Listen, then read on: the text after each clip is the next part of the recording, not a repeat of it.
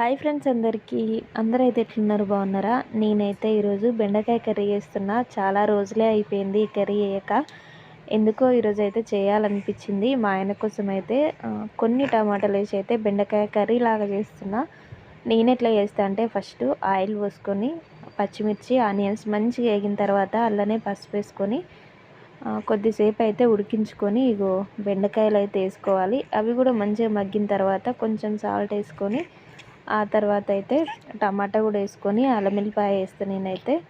అల్లం వెల్లిపాయ కూడా మంచిగా మగ్గిన తర్వాత అయితే లైట్గా కొంచెం కారం వేసుకొని తర్వాత కొంచెం ఉప్పు వేసుకొని దింపేసుకుంటే సూపర్ అంటే సూపర్ ఉంటుంది.